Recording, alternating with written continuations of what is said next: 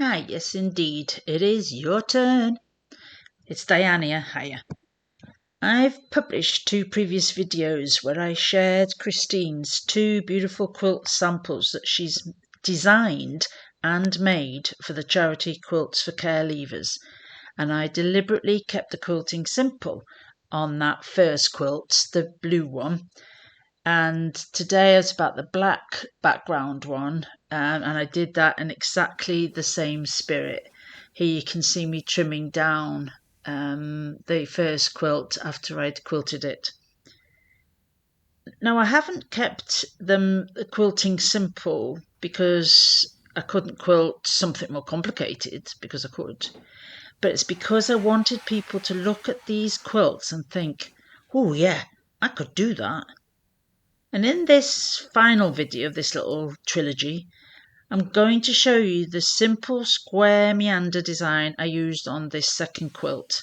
I'll even draw it out first before stitching it on an ordinary sewing machine, because I want to show you that you don't need a long arm to have a go. Now, if you've followed the previous 2 videos, thank you for coming along with me. And if this is the first video you found, don't worry, I'm going to link the first 2 in the description below so you can catch up afterwards. So I'll start you off with a quick glimpse of what it looked like after I'd finished this square meander. This is the back of the quilt. And then this little image shows you the 2 quilts lined up exactly. So let's get on to quilting.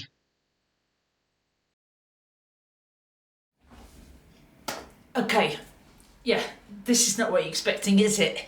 I'm in my sewing studio away from the long arm because on the next quilt of Christine's, I want to do a square meander. It's slightly different to what we'd originally thought of, but I think it suits the quilt design better. In fact, I think it's absolutely bob on for the quilt design. So I could show you me quilting this on the long arm, and I still may, because that is where I will be quilting it, but not everybody's lucky enough to have one. So I'm here with my trusty Brother Innovis NV1850Q, and I've even, it's brand new to me, I've only had it a few weeks, I've even had to look in the manual. Although I have owned a Brother Innovis V5 for many years, his name is Bertie, and I don't think I ever looked in here for that, but I thought, I'm a good girl now, so I made sure I had it sorted out properly, because there's an actual button I have to press to get free motion quilting, which is what I'm still suggesting, although you could do this with a walking foot, but you know, I wouldn't, it'll just be a lot trickier, a lot trickier. This is the time for you to play with free motion. You pull those big girl knickers up, you can do this. Now this is a charity quilt, this is not a show quilt, okay? We want to get this quilt made and ready to be gifted to a young person who just needs a hug. Just use that as your incentive, and you think about what some of these young people have been through before they leave care. You can try some free motion, do you know?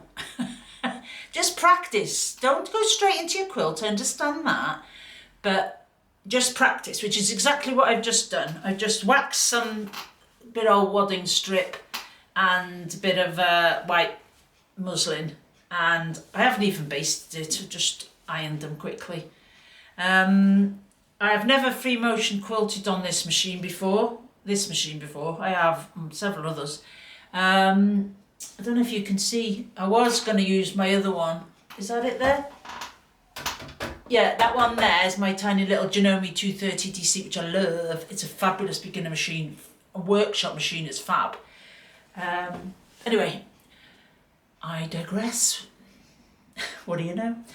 And so I am going to practice the square meander design on this tiny little sandwich, just to sort of get into the flow of it myself on a domestic, just so that I can really clarify what I say and what I think about doing this design on a domestic machine. Anyway, yes, this brother machine is new to me. And yes, I do have a treat on hand in case you're worried about my well-being. And I've never, like I said, I've never done free motion quilting on this machine before. Even though I've checked the manual and all of that, hopefully all will be well. But I just want to reassure those people who are saying, oh, it's all very well and good for you on the long arm, Diane. Yes, it is, but it is definitely doable on your domestic. I've quilted both of these quilts of Christine's in a way that I am praying is going to be motivating to people and make them think, yeah, I could do that quilt. It doesn't have to take me forever. I can maybe develop new skills. I can be practicing ones. Like I said, it's not a show quilt. Nobody's expecting 5,000 out of 10 for this. Nobody's marking it. A young person wants a hug. Let's take that pressure away. Just take your time and practice and all will be well. The main thing I will say for this is don't make them too small. Don't do tiny little squares. Make them quite nice and big, and hopefully all will become a little bit more obvious when you see. Well, I'll put a little picture here of what a square meander could look like, a digitised version of a square meander can look like. Okay, yours will look different to that. And I suspect if any of you done quilting before, the main thing you'll be worried about is getting the 90-degree angle or the acute angles on these squares. All I will say is don't. But one tip I will give you, if you do want to work towards that, is pause on every point. Like a millisecond or a second. Just have to pause. So you're going a long pause, a long pause, a long pause, a long pause, a long pause, a long pause.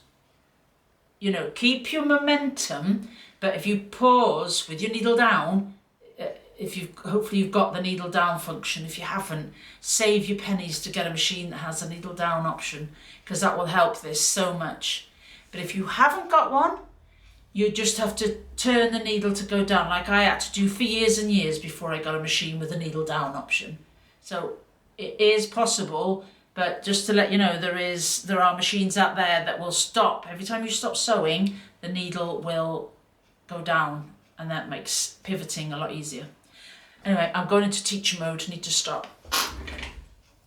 Let's get stitch on. So first of all, I'm going to put the presser foot down. I'm holding on to the thread, needle down, needle up, pull that bobbin thread up. That's also a big tip as well. And make sure you've got your tweezers close by. No, I've got it. I'm using a bright purple thread, so it's going to be really obvious. So it's probably going to look really untidy, but you know what? I want to see what I'm practicing. When I'm quilting on Christine's quilt, I'm going to be using black. So, and since the backing fabric is black, you're going to barely see it. So that's another reason, that's another thing I would, little tip. Use the same colour thread as your backing fabric for this quilt. Because the coloured pieces are only very narrow. I think it's 3/4 of an inch. So use a colour thread that will blend in with your background will really help. It'll just hide away, so you'll barely be able to see it. So another reason to not worry about it. Okay, let me get the camera in a better position for you, and you can just see me maybe doing a good job of this, or maybe making a hash of it. We will see. Okay, I just had an idea that I could maybe clearer for you if I draw it on here. And so I'm recording my screen, and I'm going to just draw with one of these pens the design idea. Okay, I'm just stuck there in the corner. You don't really need to see me.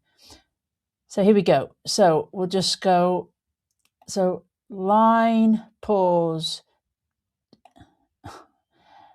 down, up, up. And you can see how wonky it is, but I'm doing this on the screen, of course, which is not quite the same. You can cross over all three like that if you want. Oh, I'm not doing a great job on here. But then all I need to do is carry on, because it happens. So then I might decide to only got a gap over there, go up, but definitely try and keep it more open. This is such a small space, so it's harder for me to do, but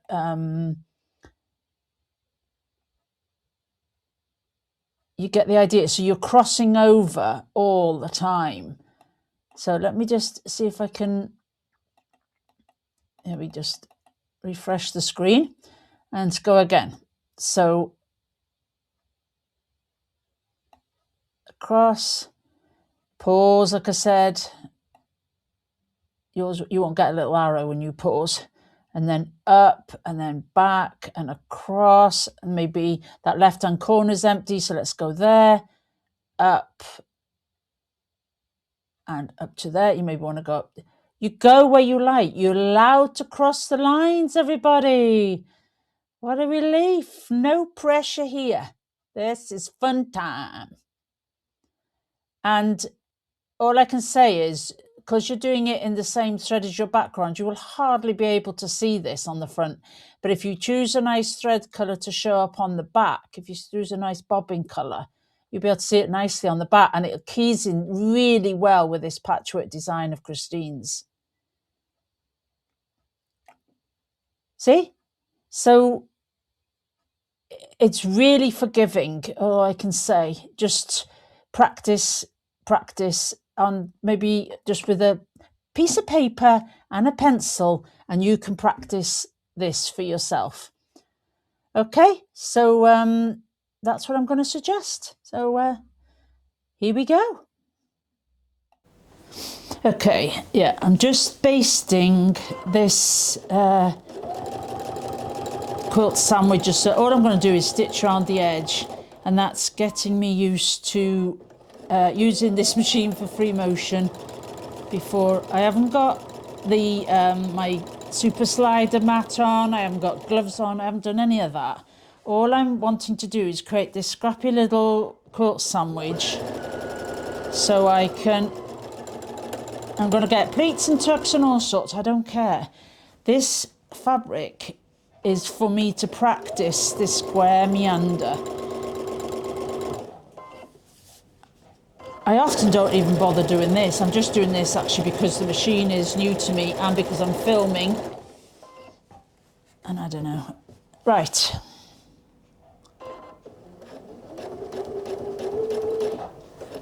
Get that thread out of the way. Where's that coming from over there? Okay. All right. So I am just going to get in there and get going. Because the sooner you get going, the sooner you feel happier doing it. You don't actually get confidence from thinking about it. You gain confidence through action. Enough said.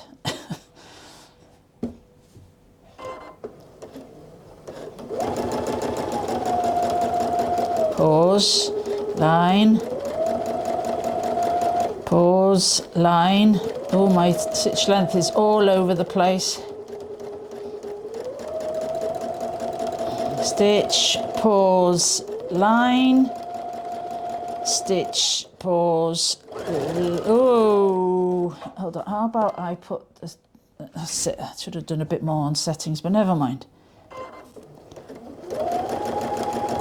And you can go whichever way you like. Now, I've just noticed that these are going way too small. We'll actually want these a lot bigger. And I wish I did have my super slider mat now, because I do notice it's not flowing as smoothly. But, okay, there you go. I've quickly put a super slider on that probably could do with a bit of a clean because it's not sticking well over here. But let's see if I can get, I would say those are actually too small. Okay, I'm going to now aim to get those, see if for scale, there's my hand. Okay, I think they are too small because the Quilts for Care Leavers team would rather these gaps between them were that bit bigger. Okay, so let's aim at doing that. Okay, so that was by far not a tutorial. Excuse me, I'm just having my little treat. But it will hopefully inspire you and give you some things that you need to consider before you start maybe trying out this design. And again, I may be repeating myself, but these are just suggestion quilting designs because I want to inspire people. But if you're thinking, oh no, I can't do that, Dan, well, you could, but if you don't want to, which is more to the point, you quilt whatever design you like. I'm just trying to give a little bit of an encouragement and ideas for those people who need them. You maybe think, oh, I can, you know, do all sorts of fancy things on there. Or maybe you just want to do straight lines. This one would be really good actually for just straight lines, which is basically what this is. It's just of a slightly different play on it. But, you know, you don't need me for that. But whatever you do, do it and don't overthink it. But yeah, just do. Get these young people their hugs, okay?